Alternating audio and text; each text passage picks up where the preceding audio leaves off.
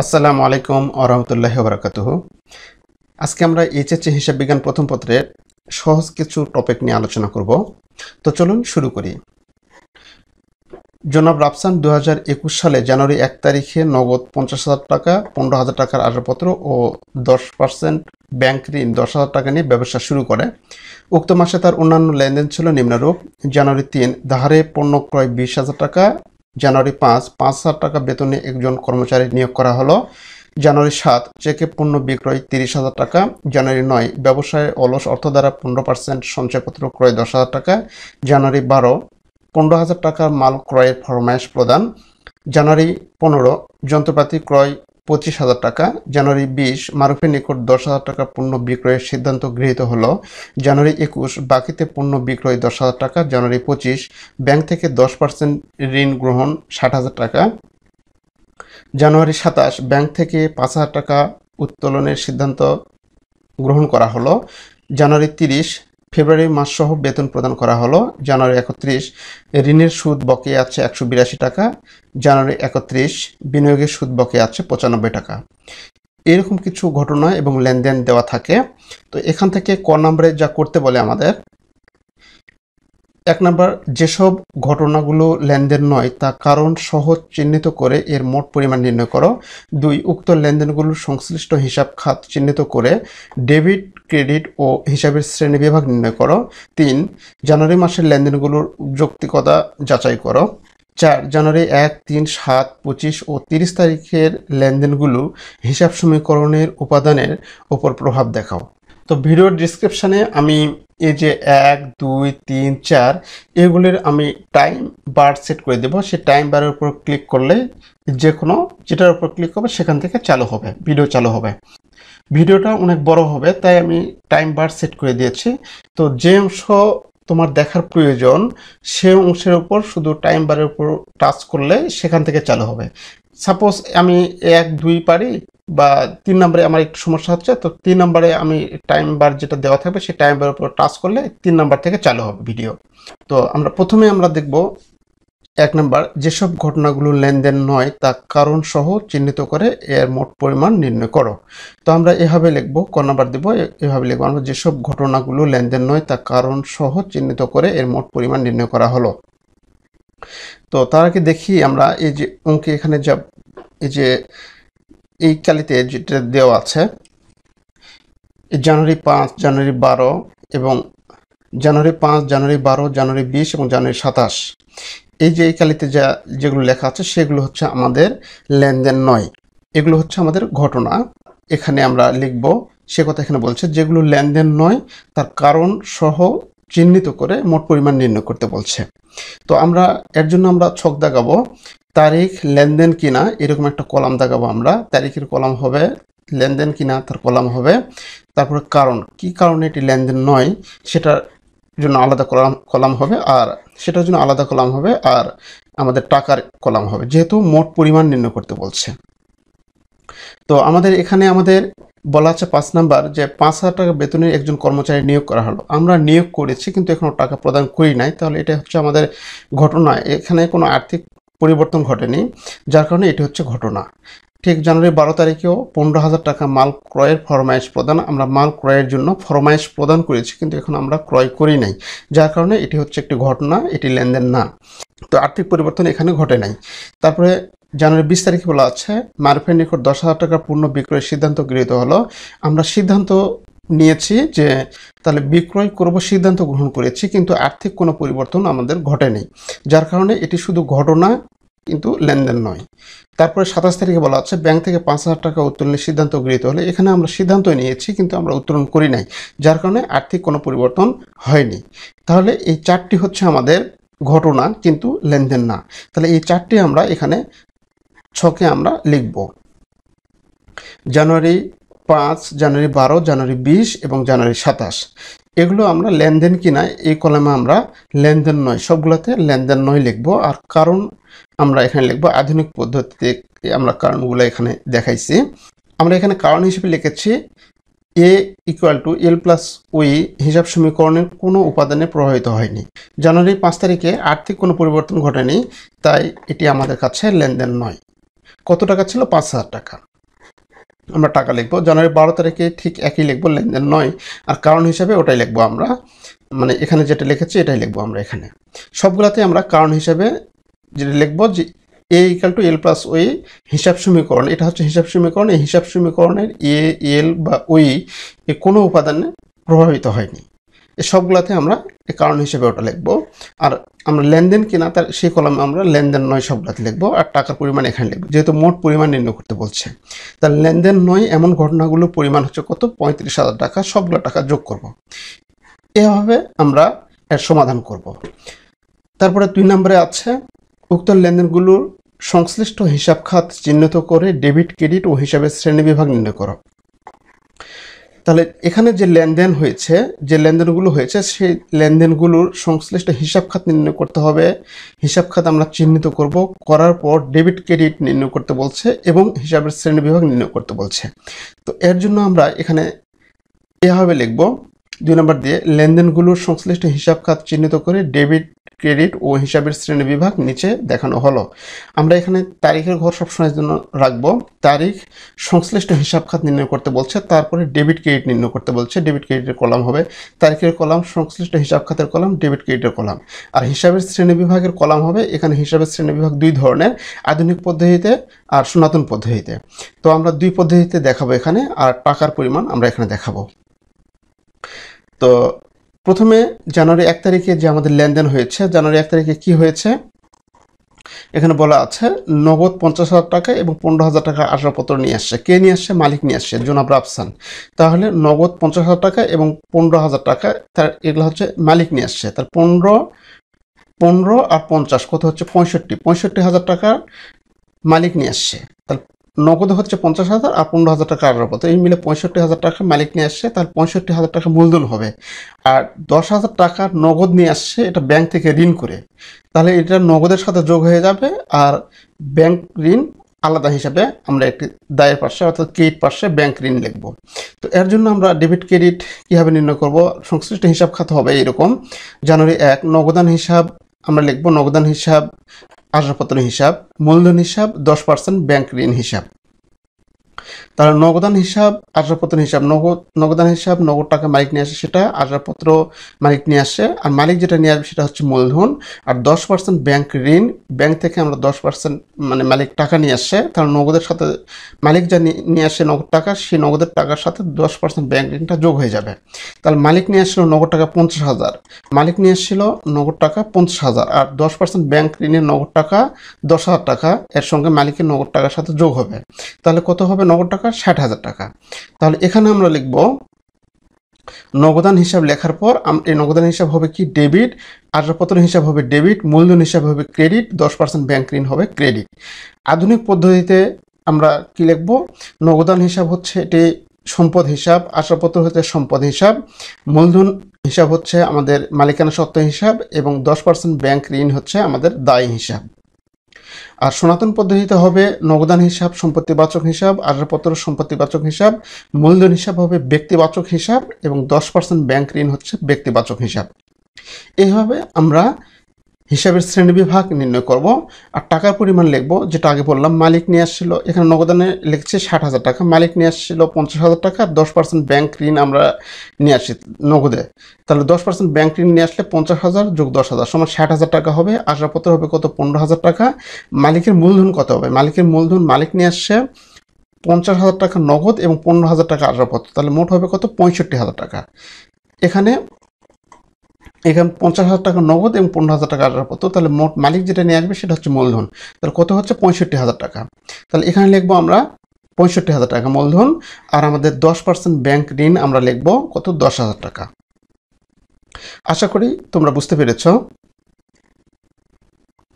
এরপর দেখব জানুয়ারি 3 ধারে পণ্য ক্রয় 20,000 টাকা। আমরা ধারে পণ্য ক্রয় করেছি, তাহলে ধারে পণ্য ক্রয় করলে আমরা লিখবো ক্রয় হিসাব। আর কি লিখবো? যেহেতু ধারে পণ্য ক্রয় করেছি তাহলে প্রদেয় হিসাব আমরা লিখব। তার মানে আমরা বাকিতে পণ্য ক্রয় করেছি, বাকিতে পণ্য ক্রয় করলে ক্রয় হিসাব আমাদের ডেবিট হবে। আর যেহেতু ধারে পণ্য ক্রয় করেছি তাহলে প্রদেয় হিসাব ক্রেডিট হবে, অর্থাৎ পাওনাদার যে আমাদের কাছ থেকে টাকা পাবে তাকে আমরা প্রদেয় হিসাব বলি বা পাওনাদার হিসাব বলি। তাহলে ক্রয় হিসাব লিখবো আর প্রদেয় হিসাব লিখব। জানুয়ারি 3 তারিখ দিয়ে ক্রয় হিসাব লিখব আর প্রদেয় হিসাব লিখব। তার ক্রয় হিসাব হচ্ছে ডেবিট আর প্রদেয় হিসাব হচ্ছে ক্রেডিট। এটা আধুনিক পদ্ধতিতে আমরা যখন শ্রেণীবিন্যাস করব, হিসাবের শ্রেণীবিভাগ করব, তখন ক্রয় হিসাব হচ্ছে ব্যয় হিসাব আর প্রদেয় হিসাব হচ্ছে দায় হিসাব। আর সনাতন পদ্ধতিতে হবে নামিক হিসাব আর প্রদেয় হিসাব হচ্ছে কি ব্যক্তিবাচক হিসাব। আর টাকার পরিমাণ লিখব 20,000 20,000। তার ক্রয় হিসাব নামিক হিসাব এবং প্রদেয় হিসাব হচ্ছে ব্যক্তিবাচক হিসাব। তারপরে আমরা এখানে দেখব জানুয়ারি 5 তারিখে যেহেতু লেনদেন না, সেহেতু আমরা ওটা দিব না। এখানে যেগুলো লেনদেন সেগুলো দিব। আর জানুয়ারি 7 তারিখে এটা হচ্ছে লেনদেন, চেকে পণ্য বিক্রয়। চেকের মাধ্যমে আমরা পণ্য বিক্রয় করেছি 30,000 টাকা। তাহলে এখানে আমরা লিখব জানুয়ারি 7 তারিখ দিয়ে লিখব ব্যাংক হিসাব আর বিক্রয় হিসাব। চেকের মাধ্যমে পণ্য যদি বিক্রয় করি তাহলে ব্যাংক হিসাব হবে ডেবিট আর বিক্রয় হিসাব হবে ক্রেডিট। তাহলে ব্যাংক হিসাব ডেবিট এবং বিক্রয় হিসাব ক্রেডিট। আর সম্পত্তি শ্রেণী বিভাগে আমরা লিখব আধুনিক পদ্ধতিতে আমরা লিখব ব্যাংক হিসাব হচ্ছে সম্পদ হিসাব আর বিক্রয় হিসাব হচ্ছে আয় হিসাব।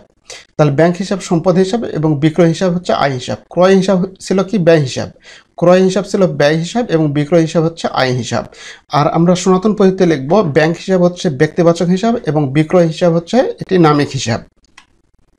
আর যেটা অঙ্কের টাকার পরিমাণ থাকবে সে টাকার পরিমাণ লিখব। তারপরে বলা আছে জানুয়ারি 9 তারিখে ব্যবসায় অলস অর্থ দ্বারা 15% সঞ্চয়পত্র ক্রয়, কত? 10,000 টাকা। আমরা আমাদের ব্যবসায় কিছু টাকা পড়ে আছে, সে টাকা দ্বারা আমরা কি করেছি 10% সঞ্চয়পত্র ক্রয় করেছি।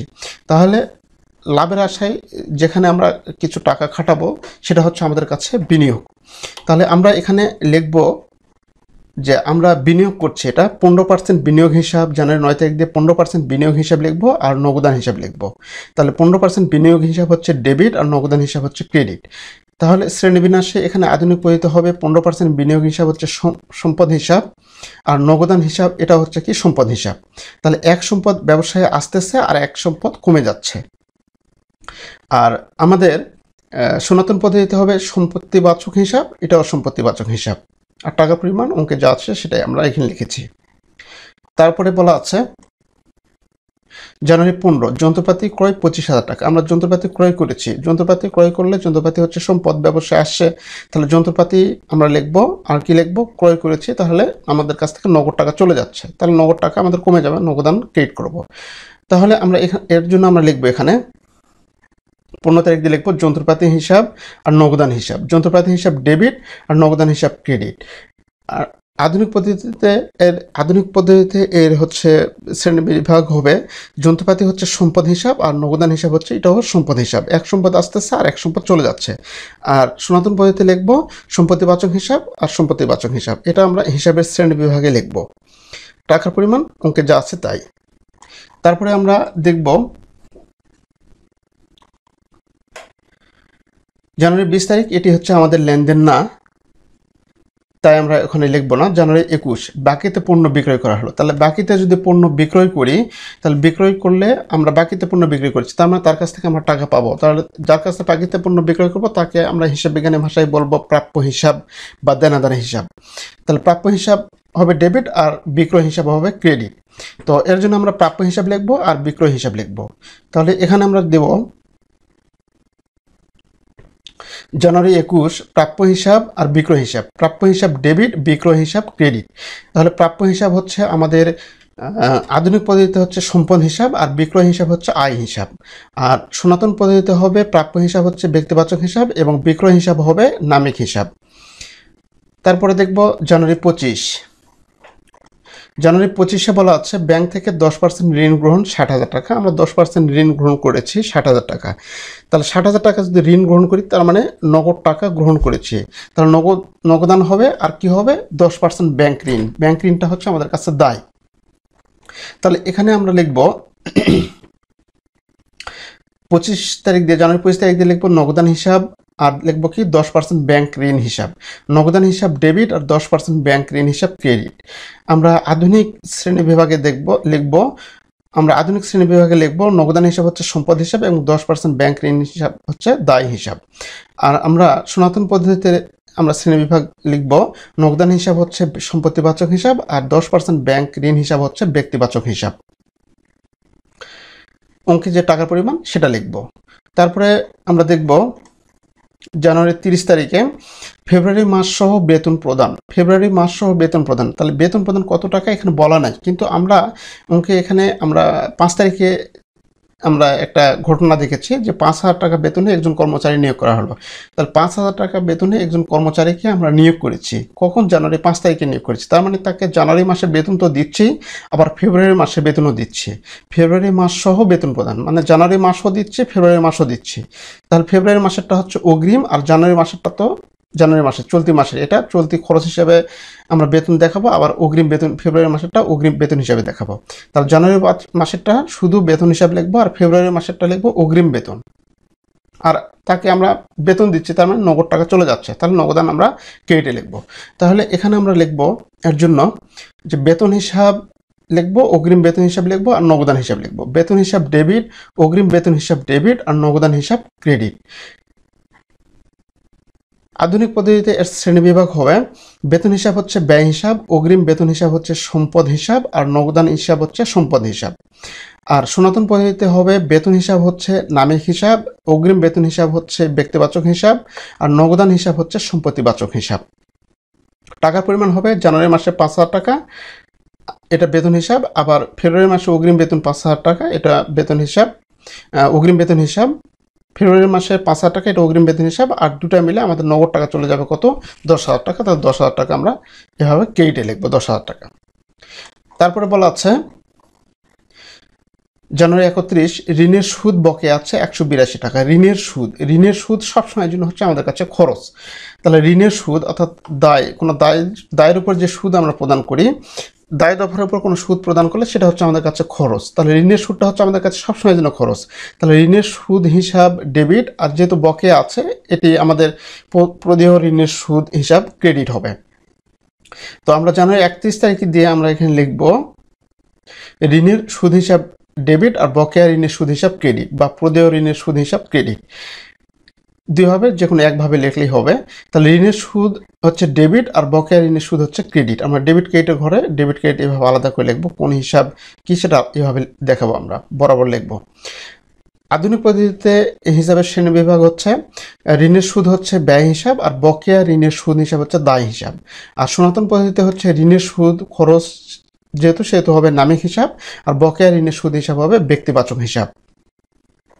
তারপরে বলা আছে জানুয়ারি 31 বিনিয়োগের সুদ বকেয়া আছে 95 টাকা। বিনিয়োগের সুদ, বিনিয়োগ হচ্ছে আমাদের সম্পদ, সম্পদের উপর সুদ হচ্ছে আমাদের আয়। তাহলে বিনিয়োগের সুদ বকেয়া আছে 95 টাকা। বিনিয়োগের সুদ যদি আয় হয় তাহলে এটা আমরা লিখব 31 তারিখ দিয়ে লিখব যে প্রাপ্য বিনিয়োগের সুদ হিসাব, যেহেতু বকেয়া আছে সেহেতু লিখব প্রাপ্য বিনিয়োগের সুদ হিসাব ডেবিট, আর বিনিয়োগের সুদ হিসাব ক্রেডিট। তাহলে বিনিয়োগের সুদ হচ্ছে আমাদের কাছে কি আয়, তাহলে প্রাপ্য বিনিয়োগের সুদ হিসাব ডেবিট, আর বিনিয়োগের সুদ হিসাব হবে কি ক্রেডিট। তারপরে এটা আধুনিক পদ্ধতিতে শ্রেণীবিভাগ হবে প্রাপ্য বিনিয়োগের সুদ হচ্ছে সম্পদ হিসাব, আর বিনিয়োগের সুদ হচ্ছে আয় হিসাব। আর সনাতন পদ্ধতিতে হবে প্রাপ্য বিনিয়োগের সুদ হিসাব হচ্ছে সম্পত্তিবাচক হিসাব, এবং বিনিয়োগের সুদ হিসাব হচ্ছে নামিক হিসাব। এভাবে আমরা সংশ্লিষ্ট হিসাব খাত চিহ্নিত করে ডেবিট ক্রেডিট এবং হিসাবের শ্রেণীবিভাগ নির্ণয় করব। তো আশা করি তোমরা বুঝতে পেরেছ। এরপর আমরা দেখব জানুয়ারি মাসের লেনদেনগুলোর যৌক্তিকতা যাচাই করো। তাহলে যৌক্তিকতা যাচাই করব কিভাবে, আমরা 3 নাম্বার দেখব। তো 3 নাম্বার এ হবে, আমরা দেব জানুয়ারি মাসের লেনদেনগুলোর যৌক্তিকতা যাচাই নিম্নে দেখানো হলো। তাহলে জানুয়ারি 1 তারিখ দেব আমরা। জানুয়ারি 1 তারিখ এই যে এখানে আমরা ডেবিট ক্রেডিট নির্ণয় করলাম। তো আমরা এখানে আরেকটি কথা বলে নিই যে যৌক্তিকতা যে যাচাই করবো এটা আধুনিক পদ্ধতিতে যাচাই করবো। আমরা কলাম দেব 3টি, তারিখ, লেনদেন কিনা, আর লিখবো এখানে আরেকটি কলাম দেব যৌক্তিকতা যাচাই বা কারণ। এটা কোন পদ্ধতিতে আমরা কারণটা নির্ণয় করব? আধুনিক পদ্ধতিতে নির্ণয় করব।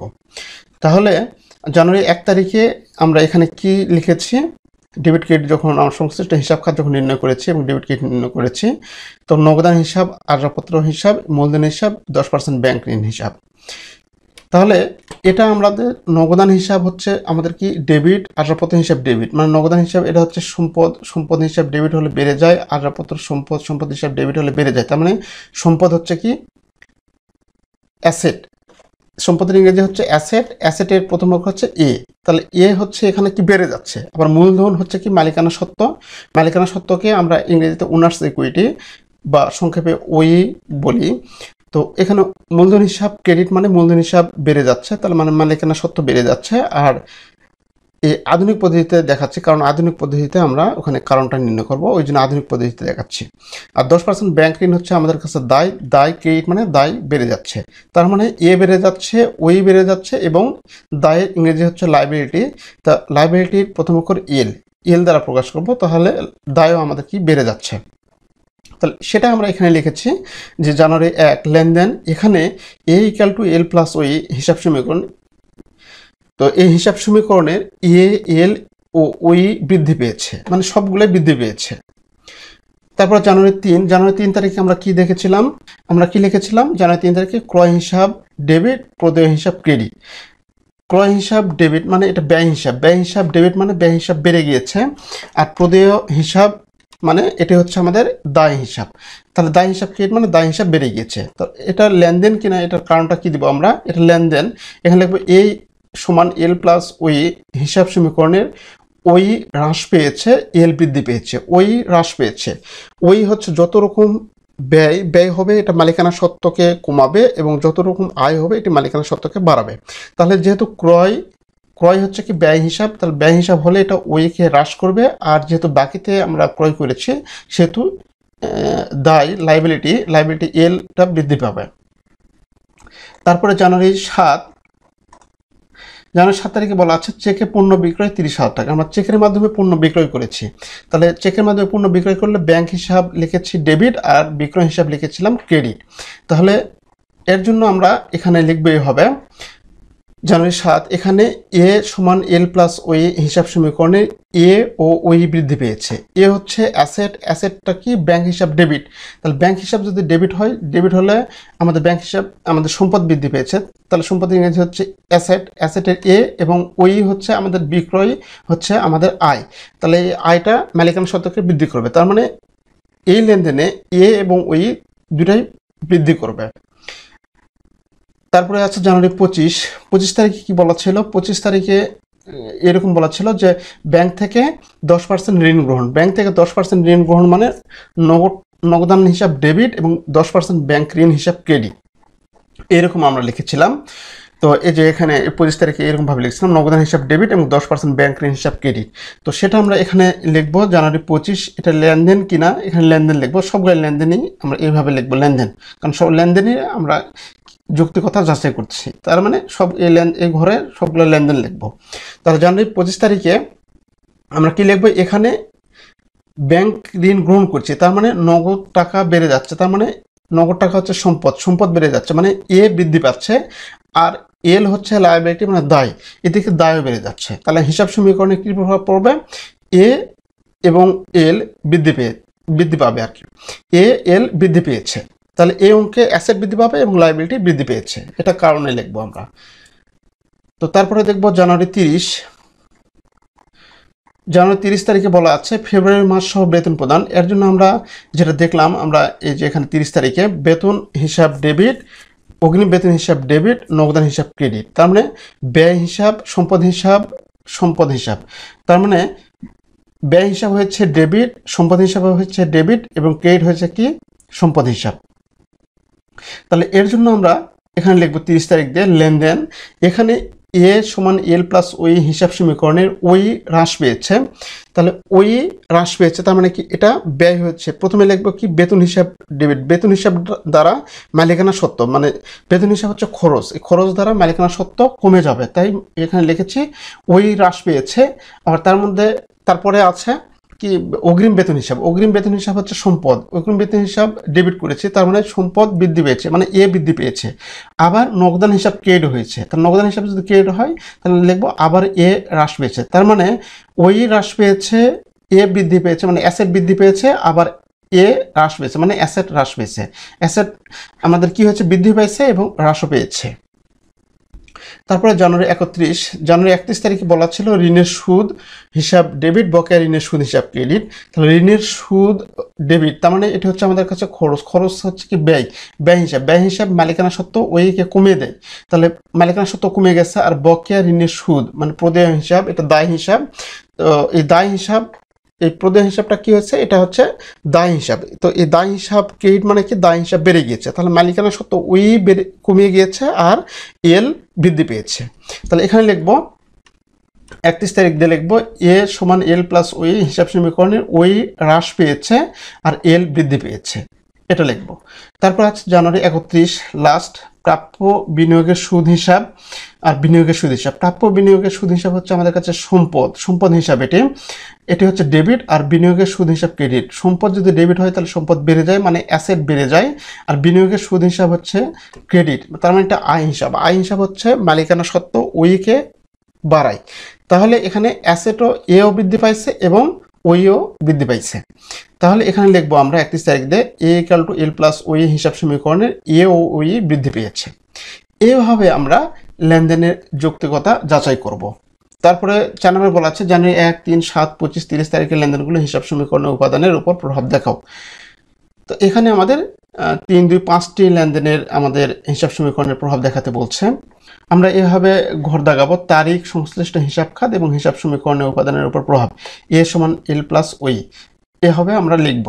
লেখার পর আমরা জানুয়ারি 1 তারিখে আমরা কি লিখেছিলাম, জানুয়ারি 1 তারিখে এখানে আমরা লিখেছিলাম যে নগদান হিসাব ডেবিট, আসবাবপত্র হিসাব ডেবিট, মূলধন হিসাব ক্রেডিট, 10% ব্যাংক ঋণ হিসাব ক্রেডিট। তো এটা আমরা আমাদের কি বৃদ্ধি পেয়েছে, তো এর দ্বারা আমাদের কি বৃদ্ধি পেয়েছে এই লেনদেনে, সেটা আমরা এখানে লিখেছিলাম, এই যৌক্তিকতা যাচাই এখানে লিখেছিলাম। আর যখন আমাদের হিসাব সমীকরণের উপর প্রভাব দেখাতে বলবে তখন আমরা এভাবে লিখব যে নগদান হিসাব, আসবাবপত্র হিসাব, মূলধন হিসাব, 10% ব্যাংক ঋণ হিসাব, এভাবে যেটা আমরা পূর্বে লিখেছি। তো নগদান হিসাব ডেবিট ছিল, নগদান হিসাব ডেবিট মানে অ্যাসেট আমাদের বৃদ্ধি পেয়েছে, তাহলে এ বৃদ্ধি পেয়েছে। আসবাবপত্র হচ্ছে অ্যাসেট, তাহলে এখানে লিখবো এ বৃদ্ধি পেয়েছে। মূলধন হচ্ছে ওই মানে ওনার্স ইকুইটি, তাহলে ওই বৃদ্ধি পেয়েছে। এবং 10% ব্যাংক ঋণ হচ্ছে দায় লাইবিলিটি ক্রেডিট, তার মানে এল বৃদ্ধি পেয়েছে। তো এইভাবে আমরা এখানে কি বৃদ্ধি পেয়েছে আমরা লিখেছিলাম যে এ এল ওই বৃদ্ধি পেয়েছে। তো এই কথাগুলো আমরা এখানে লিখেছি, কিন্তু এখানে ভেঙে ওই হিসাব খাত বরাবর আমরা ভেঙে লিখব। ঠিক আমাদের ক্রয়ের বেলায় এটা ক্রয় হিসাব হচ্ছে ডেবিট, ক্রয় হিসাব ডেবিট মানে আমাদের ওই হ্রাস পাবে, মানে ক্রয় হিসাব হচ্ছে আমাদের এখানে ক্রয় হিসাব হচ্ছে ওনার্স ইকুইটি কমাবে, মানে আমাদের মালিকানা সত্ত্ব কমে দেবে, এবং বিক্রয় হচ্ছে মালিকানা সত্ত্ব বেড়ে দিবে। তো ক্রয় হিসাব আমাদের ওই এটাকে হ্রাস করবে। আর প্রদেয় হিসাব হচ্ছে দায় ক্রেডিট মানে এল অর্থাৎ লাইবিলিটি বৃদ্ধি পাবে। আমাদের প্রাপ্য হিসাব ঠিক ওই রকম, প্রাপ্য হিসাব হচ্ছে সম্পদ আমাদের দ্বারা আমাদের এ অর্থাৎ অ্যাসেট বৃদ্ধি পাবে, এবং বিক্রয় হচ্ছে আমাদের আয়, এই আয় দ্বারা ওনার ইকুইটি বৃদ্ধি পাবে। বিক্রয় ক্রেডিট হলে ওনার ইকুইটি বৃদ্ধি পাবে। তারপর নগদান হিসাব হচ্ছে সম্পদ হিসাব ডেবিট মানে এ বৃদ্ধি, অ্যাসেট বৃদ্ধি, এবং 10% ব্যাংক ঋণ হচ্ছে আমাদের লাইবিলিটি। তো লাইবিলিটি হলে আমাদের লাইবিলিটি ক্রেডিট হলে সেটা আমাদের লাইবিলিটির এল বৃদ্ধি পাবে। তারপর আছে জানুয়ারি 30-এ আমাদের বেতন হিসাব ছিল, বেতন হিসাব ডেবিট মানে বেতন হচ্ছে খরচ মালিকানা সত্ত্বকে কমে দেবে, তাহলে ওই হ্রাস পাবে, এখানে ওনার্স ইকুইটি হ্রাস পাবে। অগ্রিম বেতন হচ্ছে আমাদের কাছে সম্পদ, কোনো খরচ যদি অগ্রিম দেয় তাহলে সেটা হচ্ছে আমাদের কাছে সম্পদ, তাহলে সম্পদ ডেবিটে আছে, তার মানে সম্পদ হচ্ছে আমাদের কাছে যদি বেড়ে যায় তাহলে ডেবিট হয়, অর্থাৎ ডেবিট হলে সম্পদ বেড়ে যায়, তাহলে আমি লিখবো এ বৃদ্ধি পেয়েছে। আর নগদান হিসাব আমাদের কাছ থেকে চলে, ক্রেডিট মানে কি, নগদান হিসাব ক্রেডিট মানে নগদ হচ্ছে অ্যাসেট অর্থাৎ সম্পদ, তাহলে এ হ্রাস পাবে। এটা ডেবিট ক্রেডিট কেমনে বলতেছি, আমরা এখানে যে ডেবিট ক্রেডিট নির্ণয় করলাম, এখানে যে লিখেছিলাম বেতন হিসাব ডেবিট, অগ্রিম বেতন হিসাব ডেবিট, এবং নগদান হিসাব কি ক্রেডিট, এর ভিত্তিতে আমরা কোনটা ডেবিট হয়েছে কোনটা ক্রেডিট হয়েছে এর ভিত্তিতে আমরা এখানে লিখব। হিসাব সমীকরণের উপর কোনটার উপর কি প্রভাব ফেলবে সেটা আমরা লিখব এখানে। তো এই হচ্ছে আমাদের 1, 3, 21, 25 এবং 30 তারিখে লেনদেনগুলোর হিসাব সমীকরণের উপর প্রভাব। এইভাবে আমরা করব যখন ক নাম্বারে কোনো অ্যান্সার এইভাবে।